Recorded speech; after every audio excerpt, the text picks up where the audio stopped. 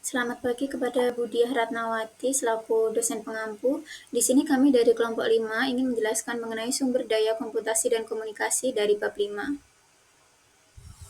Baik, untuk nama anggota kelompok dari kelompok 5, yang pertama Afiyah dengan NPM 041, yang kedua Kanscarli Nurjayanta dengan NPM 113, yang ketiga Narinda Hanif Rosavanti dengan NPM 116, yang keempat Vina Dwi Kurniati dengan NPM 181, yang kelima Raina Queen Rozika dengan NPM 187, yang keenam Arya Duta Fajar Nugraha dengan NPM 189, yang ketujuh Andrea Maharani dengan NPM 201, dan yang terakhir ada Teresa Liandri dengan NPM 220. Sumber daya komputasi dan komunikasi itu merupakan infrastruktur yang mendukung pemrosesan dan pertukaran data, meliputi perangkat keras hardware, perangkat lunak software, jaringan komunikasi, serta data dan informasi yang dikelola. Kemudian ada peranti keras, itu komponen fisik komputer yang mendukung operasi sistem, termasuk prosesor, memori, penyimpanan, dan perangkat input dan output. Kemudian ada prosesor, itu unit utama yang menjalankan instruksi dalam sistem komputer. Terdiri dari unit kontrol, unit aritmatika dan logika, serta register. Kemudian ada komponen-komponen utama komputer, yaitu ada yang pertama CPU, yaitu Central Process Unit. Yang kedua ada memori, RAM, dan ROM. Kemudian ada penyimpanan HDD dan SSD. Dan yang terakhir ada penyimpanan input, keyboard, mouse, scanner, dan perangkat output, monitor, printer, speaker. Kemudian ada memori utama, RAM, untuk penyimpanan sementara, sedangkan yang memori sekunder, HDD atau SSD, itu untuk penyimpanan permanen. Terus ada cache dan register dalam proses membantu meningkatkan kecepatan akses data. Kemudian akan menjelaskan tentang Blue Gene, itu sumber komputer yang dikembangkan oleh IBM untuk keperluan ilmiah dan memiliki arsitektur paralel dengan ribuan prosesor bekerja secara simultan, serta digunakan untuk simulasi ilmiah, penelitian biologi, dan pemodelan kompleks. Nah, selanjutnya itu ada ruang penyimpanan. Ruang penyimpanan komputer tersedia dalam berbagai jenis media dengan karakteristik berbeda sesuai dengan kebutuhan tertentu. Meskipun bervariasi dari komputer besar hingga kecil, sebagian besar memiliki fitur yang serupa. Penyimpanan bisa bersifat tetap atau dapat dilepas. Nah, untuk yang ruang penyimpanan tetap, itu komputer mikro umumnya dilengkapi dengan penyimpanan tetap sebesar 80 GB, tetapi pengguna dapat menambah kapasitas hingga 500 GB dengan membeli hard drive tambahan. Sementara itu, mainframe memiliki kapasitas penyimpanan yang jauh lebih besar, mencapai terbita bahkan pra-petabita. Ada perdebatan mengenai apakah pengguna komputer mikro benar-benar memerlukan penyimpanan sebesar itu, terutama dengan ketersediaan layanan penyimpanan berbasis jaringan. Namun meningkatnya popularitas file audio, video, dan gambar membutuhkan ruang besar untuk kapasitas penyimpanan tambahan semakin relevan. Lalu itu ada ruang penyimpanan yang dapat dilepas. Nah, ruang penyimpanan yang dapat dilepas memungkinkan pemindahan data dari satu komputer ke komputer lain. Beberapa jenis media penyimpanan berkapasitas tinggi yang umum digunakan adalah flash drive USB, compact disk, dan digital versatile disk. Flop disk makin jarang digunakan karena kapasitasnya yang hanya 1,44 MB. Sementara flash drive USB yang lebih praktis dengan menyimpan hingga 2 GB dapat terhubung melalui port USB standar. CD awalnya bisa digunakan untuk membaca data, tapi kemudian hadir CDR yang memungkinkan perekam sekali pakai dan CDRW yang memungkinkan penulisan ulang untuk membuat lebih fleksibel. Selanjutnya itu ada alat-alat input atau input device. Komputer memerlukan alat input dan output agar dapat berfungsi, terutama dalam operasi bisnis yang membutuhkan berbagai perangkat untuk memenuhi kebutuhan pemrosesan data. Data yang diterima dari manusia seperti mengetik pada keyboard, menggunakan mouse, menyentuh layar, atau berbicara ke mikrofon memungkinkan pengguna berinteraksi langsung dengan komputer. Meskipun pemrosesannya cenderung lambat dan kurang akurat dibandingkan data yang diterima dari mesin. Lalu itu ada alat-alat output. Monitor dan printer adalah dua alat output utama dalam komputasi. Meskipun konsep kantor tanpa kertas berkembang, cetakan tetap diperlukan. Kualitas penampilan pada monitor bergantung pada resolusi layar, yang menunjukkan jumlah pixel yang ditampilkan. Resolusi tinggi memungkinkan tampilan lebih jelas dan mendukung antarmuka grafis. Printer juga mengalami perkembangan dalam resolusi, kecepatan, dan kemampuan warna. Printer laser bekerja seperti mesin fotokopi, sementara printer tinta menyemprotkan tinta ke kertas dan lebih murah untuk pencetakan warna. Selanjutnya akan dijelaskan oleh rekan saya. Selanjutnya yaitu tentang multimedia. Multimedia sendiri adalah kombinasi atau penggunaan lebih dari satu media secara bersamaan, seperti teks, gambar, audio, dan video. Dahulunya, multimedia itu hanya menggunakan keyboard, tapi sekarang bisa menggunakan mouse, layar sentuh, ataupun suara dan juga stylus. Adapun keuntungan untuk menggunakan multimedia sendiri yaitu bisa mempermudah interaksi pengguna dengan adanya animasi dan juga video interaktif. Lalu ada juga membantu penggunaan teknologi yang lebih mudah, seperti untuk orang-orang yang berkekurangan itu bisa dibantu dengan adanya tampilan seperti gambar ataupun juga suara dari multimedia ini. Contoh dari multimedia sendiri itu ada animasi interaktif dengan suara latar yang menjelaskan materi pembelajaran. Sekarang kita akan masuk ke komputasi pribadi pada bagian komputer dan evolusinya. Jadi mau komputer mikro ini dahulunya atau awalnya itu dikenal sebagai komputer pribadi atau PC. Dahulunya komputer mikro ini juga hanya digunakan secara individu, tetapi sekarang bisa terhubung ke jaringan yang kemudian akan mendukung berbagi file dan sumber daya lainnya. Adapun fitur-fitur utama atau penting dalam komputasi pribadi pada komputer mikro ini yaitu ada baterai tahan lama sehingga bisa mendukung mobilitas yang lebih tinggi. Lalu ada juga akses jaringan nirkabel seperti WiFi dan Bluetooth sehingga konektivitas akan lebih mudah. Ada juga sinkronasi file atau data sehingga mempermudah pekerjaan di berbagai perangkat. Dan yang terakhir adalah layar kecil namun fungsional. Lalu selanjutnya adalah telepon seluler dan evolusinya. Pada awalnya telepon seluler ini atau telepon seluler biasa ini dulu hanya bisa digunakan untuk telepon, SMS, ataupun fungsi-fungsi dasar lainnya. Dan bentuknya itu masih setengah keypad fisik dan juga setengahnya itu ada layar kecil. Contohnya itu HP Nokia lama yang mungkin kita semua juga pakai.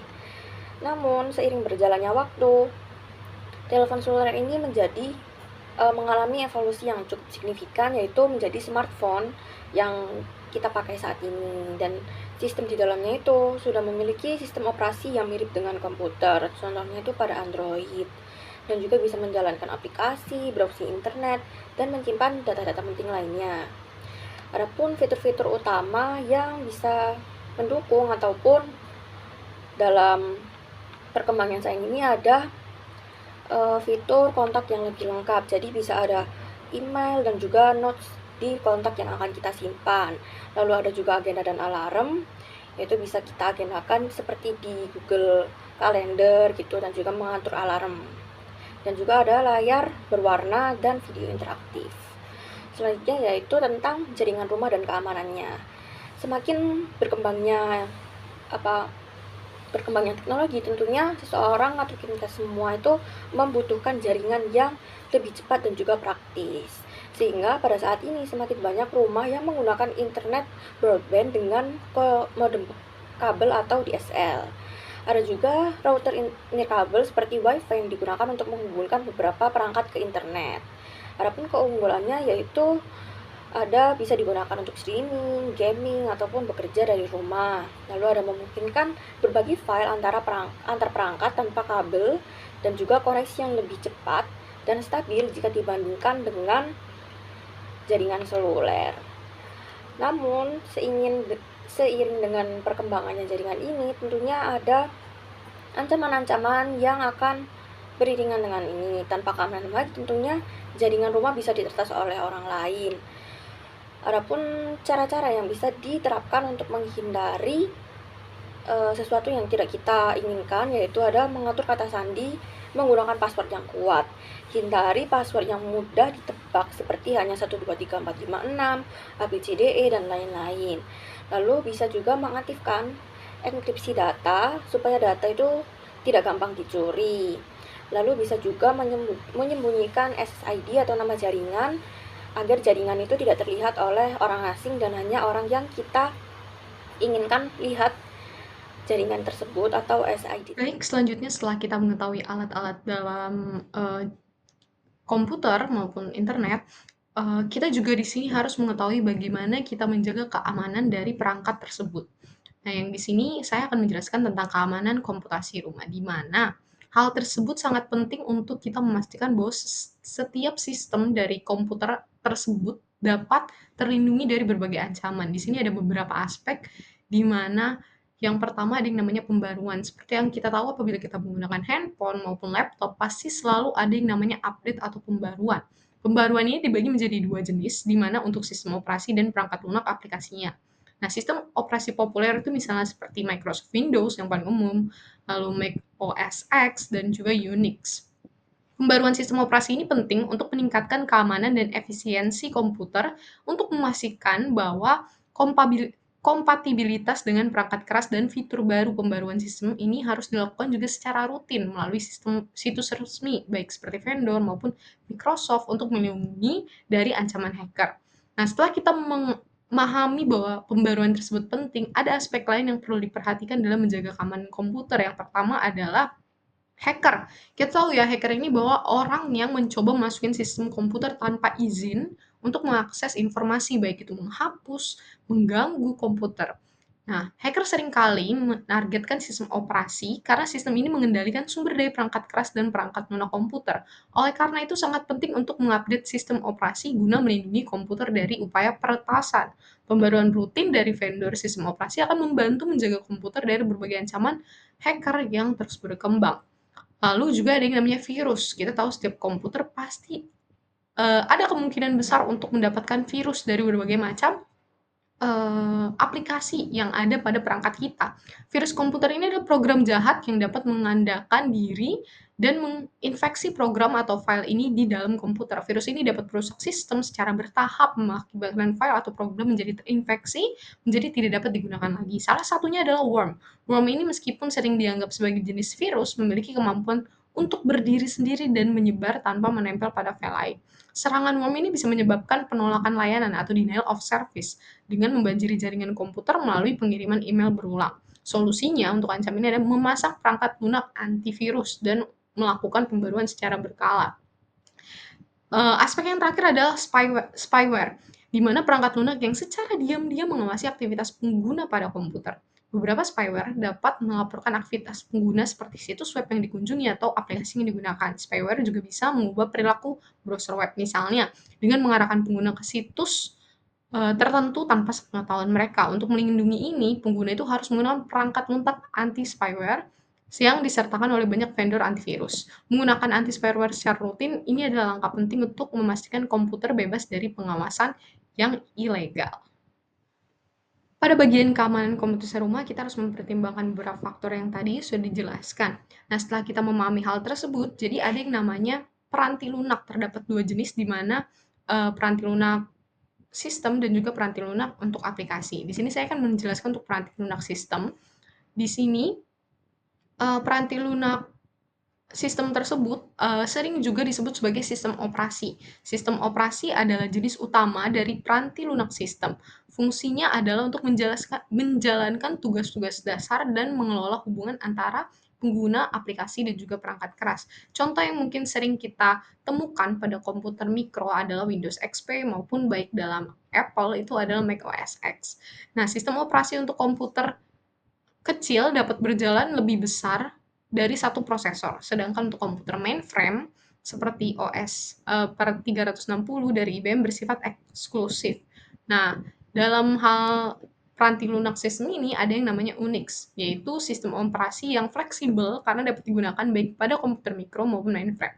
Unix juga tersedia dalam versi gratis atau freeware, tetapi ada juga yang versi berbayar dengan tambahan fitur-fitur dari vendor. Itu untuk peranti lunak sistem dalam menjaga komputasi dalam perangkat kita. Lalu selanjutnya di sini ada peranti lunak aplikasi siap pakai. Nah, ketika komputer pertama kali dikembangkan itu, bahasa pemrogramannya itu masih belum ada. Programmer akan memasukkan serangkaian angka 0 dan suatu ke dalam memori komputer untuk mengendalikan operasinya. Itu para profesor sistem informasi membuat peranti lunak siap pakai dan peranti lunak aplikasi sesuai pesanan. Dengan meningkatnya pengetahuan para pengguna komputer, maka meningkatkan pula jumlah aplikasi yang ditulis sendiri oleh pengguna akhir. Peranti lunak aplikasi siap pakai. Nah, beberapa tugas pengolahan informasi ini sangat terstandarisasi dan memberikan fungsi yang sama dari data bisnis ke bisnis yang lain. Peranti lunak dapat diprogram untuk situasi-situasi seperti perhitungan pajak, akuntansi untuk penggajian, penyusutan aset tetap, dan banyak transaksi-transaksi bisnis lainnya yang terstandar. Nah, selanjutnya di sini ada peranti lunak aplikasi khusus. Dalam kasus-kasus seperti ini, bisnis mungkin memiliki programmer atas kelompok programmer konsultannya sendiri yang menulis peranti lunak untuk memenuhi kebutuhannya. Lalu selanjutnya di sini ada peranti lunak yang ditulis oleh pengguna. Nah, pengguna akhir ini membuat peranti lunak aplikasi dalam jumlah yang signifikan yang dapat mereka gunakan dalam tugas-tugas pekerjaannya.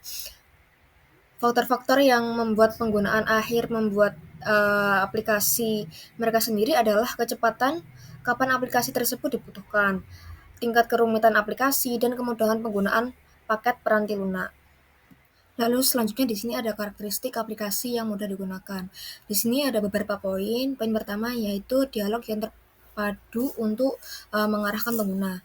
Nah, sehubungan dengan data yang dibutuhkan, format data yang diminta adalah masalah-masalah lain yang serupa. Lalu yang kedua ada pola dan formulir Island.